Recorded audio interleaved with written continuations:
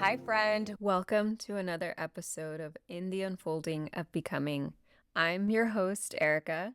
Today, I'm joined by Amanda. Hi, Amanda. Hi, friends.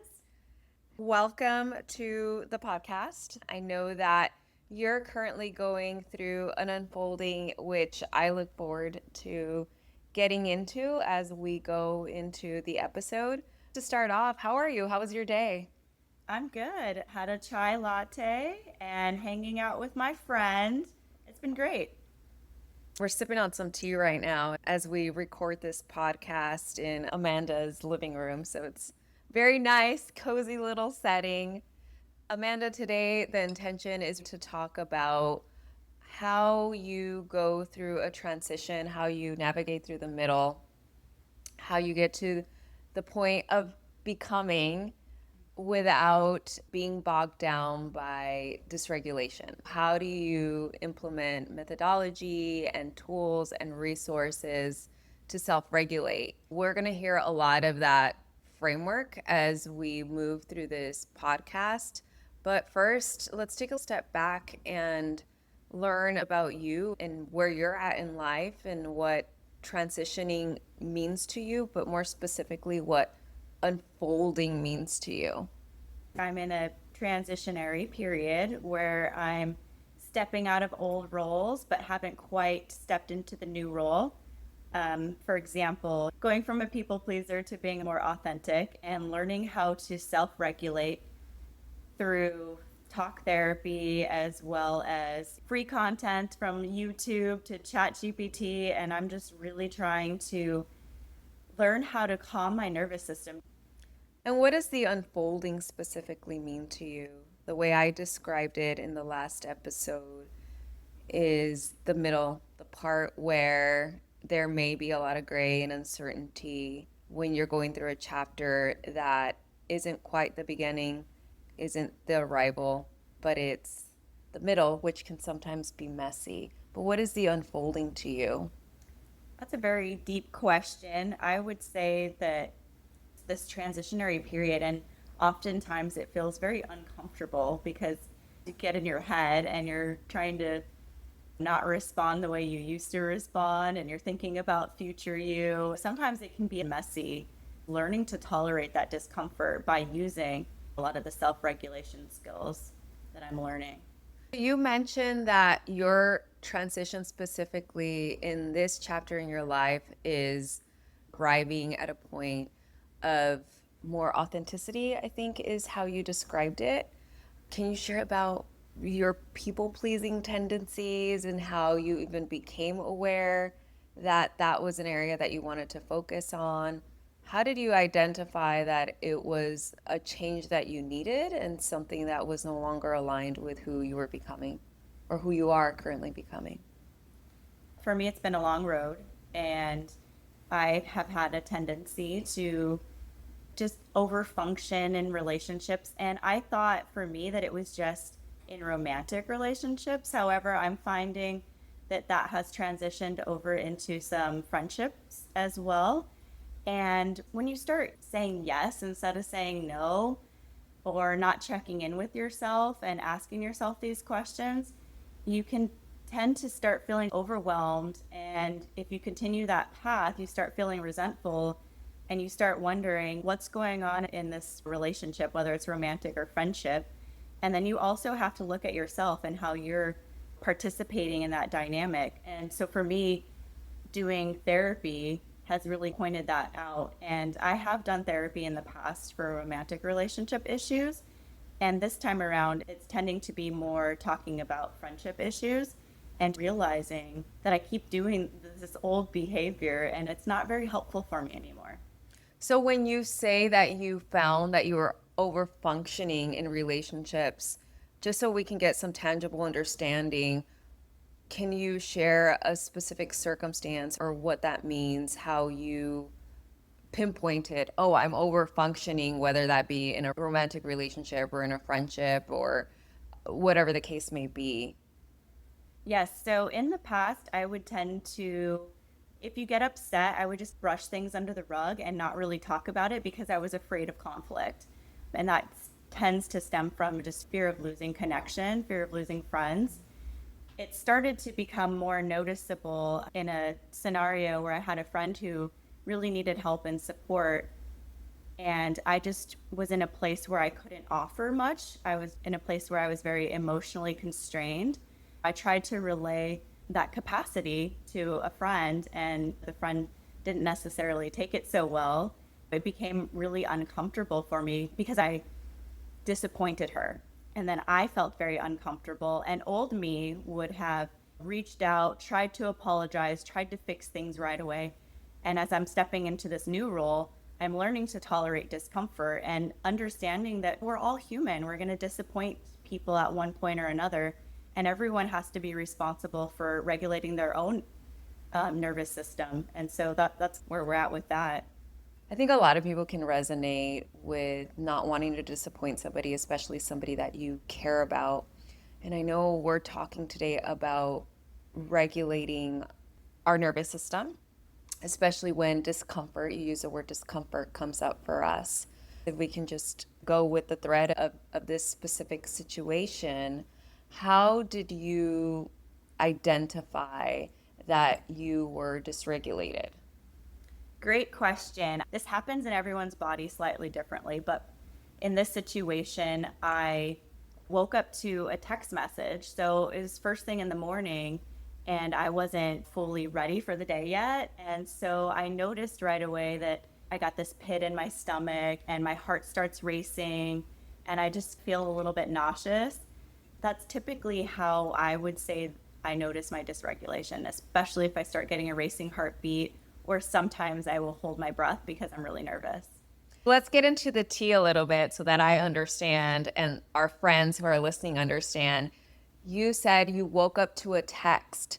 When you say you woke up to a text and it dysregulated you, was the text one where there was a request for help and you knew that you couldn't provide it? Or was the text something different? What is it specifically that caused the dysregulation? Let's get into the details. We want to understand because chances are that somebody who's listening is either going through that specific scenario or something very similar. Right. Let's get into it. So I wake up to a text message. I knew my friend was in a scenario where she could potentially need help. However, she did not ask specifically for help or support. The text message seemed very passive aggressive, and it made me feel guilty because it laid out that she had to reach out to so many people for help, and finally someone came to her rescue, but it wasn't me. And then she was also asking if I could provide help that night, and I had already made plans. So I felt very dysregulated because I was like, how do I respond? What do I do? This is a really close friend of mine and I care about her a lot. But I also was like, oh, you're asking me the day of. So I got very reactionary and I just threw something back. And my immediate response was to people please. It was like, oh, I'm so sorry. What can I do? Like, how can I help? And then I had to pull myself back and regulate and get to a place where I could respond and just let her know what my capacity was and what I could actually provide. Instead of just saying, I'm here for everything, I have to say, I am here to support you, but this is how I can support you. I think that takes a lot of self-discipline and also awareness to recognize, oh, my immediate response right now is guilt and shame, which completely relatable, right? When we care about somebody, of course we want to show up. And oftentimes, a lot of people do show up even when they don't have the capacity. And as you mentioned earlier, that starts forming resentment. And then where do you go from there? Then that takes a lot of needing to unpack and rewind to repair the relationship. Let's talk about how you, became aware. We talked about that. You felt it in your body. You gave some examples of what that felt like. But then you say, instead of going back to people pleasing, because you're in this transition where you're trying to shed that old skin and become somebody more authentic and more in alignment with where you're truly at and make decisions from those places. What tools did you use to then regulate? Because I'm there with you, girl. I'm there in the morning waking up with that text, feeling shame, feeling guilt, feeling my nervous system completely dysregulated, and I'm in the middle of a transition. And so I want to be able to respond versus react. What tools are you using to self regulate? I love how we're all in this together. One of my favorite tools is breath regulation. So there's box breathing, and that is 444. So that's basically you take a deep breath in for 4 seconds, hold it for 4 seconds, and then you exhale for 4 seconds. And that really helps to calm you down. But one of the things that I find I use more often is the 4-6 breathing, where you inhale for 4 seconds and then you exhale for 6 seconds or even longer. Because when you exhale longer, it stimulates your parasympathetic nervous system and it really helps to calm you down. And the reason I say this is my favorite tool is because you can use this in front of people and they don't even know you're using it.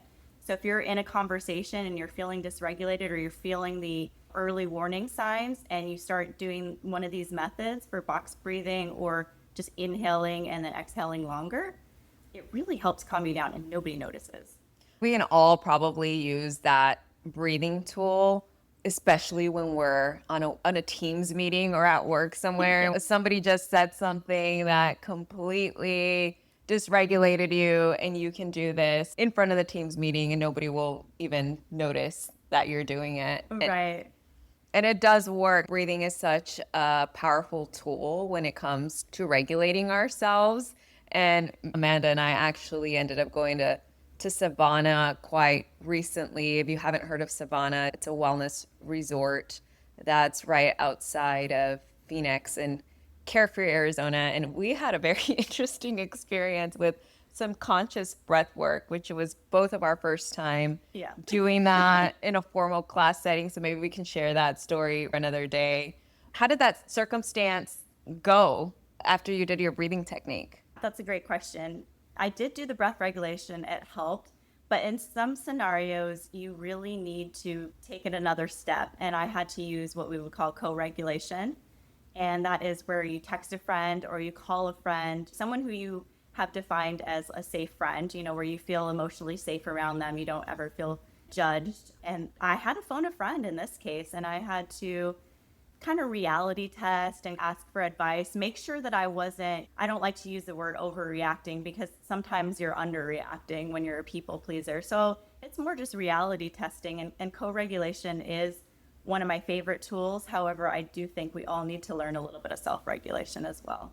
For those friends who may be listening to this podcast and aren't very familiar with self-regulation and co-regulation, how would you describe the difference? Is self-regulation just something you do on your own, and co-regulation is something that you reach out externally to do with somebody else who you trust? Or is there more to that? I think that's pretty much exactly what it is. Self-regulation is just learning how to regulate your nervous system, and co-regulation can be a part of that. When you're co-regulating, you are reaching out to somebody else, or even in certain cases, I've actually used ChatGPT to help navigate that role playing and or just getting some feedback on how to respond in a maybe a softer way, especially when you're angry. And so, yep, self-regulation for me is mostly doing it on your own, and then if you can't, you co-regulate. I'm glad you brought up the AI component to this, because one of my follow-up questions to you was going to be, that's really great. And also, what if you don't have a community or a trusted person that you feel that you can go to and have this candid conversation? Because it takes a lot of vulnerability, because we're talking about feelings such as guilt and shame and very personal situations oftentimes when you get dysregulated. I like this suggestion around using AI. Friend who's listening, have you used AI to help you with either role playing a situation that you know is going to take a lot of courage to confront, or thinking through ways to navigate a conversation when you might not necessarily feel like you have the right words to get your true message across? Thank you, Amanda, for sharing those tools with us. What I'm also really curious about is getting back to your specific unfolding. So we started off this podcast talking about how you're going through a transition and how you're in this space of not yet arriving at the becoming of where you want to be. And I'll just share my personal experience is when I'm in the middle, we've talked about the discomfort that may come with that. For me, the discomfort tends to stem from not feeling fully in control, not feeling in control of how quickly I am becoming, and really just being aware that I'm trying to force a pace where life might not be ready to meet me at. I'm curious to know presently, right now, how is your unfolding going? How are you sitting with discomfort, if discomfort is arising? And what's on the horizon for you in terms of transitioning from that people pleasing tendency to a more authentic, aligned self? I'm in the middle of it, I'm in the thick of it and just feeling a lot of uncomfortable feelings, and a lot of different things have popped up over the last couple of weeks where you get anxious or you feel guilty or you get angry, and then you have to use these tools for regulating your nervous system. And one of the things that has really helped a lot is just trying to be really compassionate and patient with yourself and talking to yourself like you're a friend, because oftentimes you feel like, what's wrong with me, or why am I like this, or why am I feeling like this, or why can't I speed this process up? And you have to tell yourself in a compassionate way, of course this is hard, like it feels hard because I'm growing and I'm learning and I'm doing something new. I was very much programmed or conditioned into, as I think most women are, to be completely honest, into kind of that people pleasing role and to always take care of others and to put others' needs before your own. And we're just learning now how to just ask ourselves more questions and be curious. Like, is this something that I want to do? Do I feel like I can say no? And I think self-compassion is one of the biggest pieces of that puzzle. I would agree. Self compassion, especially towards the narrative that we play in our head when we're talking to ourselves, makes a really big difference with how we choose to participate in this world. What we're feeding ourselves internally really displays in how we move externally. So I completely agree with that. I would also add that being really able to identify what emotion I'm feeling and in embracing that emotion has helped. We grow up with learning some pretty basic emotions, maybe three or four: sad, joy, anger, but there's so many more feelings that arise. You named a couple: shame, guilt, and we don't always know that that's what we're feeling. So if we take the time to really try to sit with the discomfort, sometimes it's easier to identify what it is that we're feeling. And I know that we've talked in the past about the different range of emotions, and you mentioned to me a specific resource that you have found really useful that I think our friends who are listening might as well. Do you want to talk about that before we completely wrap up? Yes. One of the steps in regulation is knowing what you're feeling. And they call it the name it to tame it method. But you have to sit with yourself for a minute and identify what you're feeling. And most people can name 3 to 6 emotions immediately. But it's also like taking a step back and getting into the layers of that. If I'm feeling angry, how can I take that a step further? Am I feeling frustrated? Am I feeling irritated? One of the tools that I first used was, they call it the feelings wheel or the emotions wheel. And you can just Google that, and it really helps to start with the 6 basic emotions, but then it gets into each other layer. And you have, by the end of that, you're looking at like 50 different emotions. Because sometimes what happens is you can have more than one emotion happening at a time. This helps. And sometimes when you name your feeling, it helps calm it down. You're like, I'm feeling anxious or I'm feeling angry. Just by identifying what you're feeling already starts to calm you down just a teeny bit. Once you learn to identify it and embrace it instead of resist it, because remember, what we resist, it persists. So when we learn to just allow that this is where we're at, this is what we're feeling, it's okay. That emotion will pass. Emotions are not static, they're dynamic. It does tend to release and allow us to move past it. Well, Amanda, I really want to thank you for sharing your unfolding with us today. You've created a space where I think a lot of people will relate to people pleasing tendencies. And not only that, but you've really given motivation on some very tangible tools that people can use to self regulate or, if needed, co regulate to continue with their transition into their arrival at becoming. So, thank you. And to you, friend who is listening, I look forward to continuing to meet you in your unfolding. Until the next time, take care.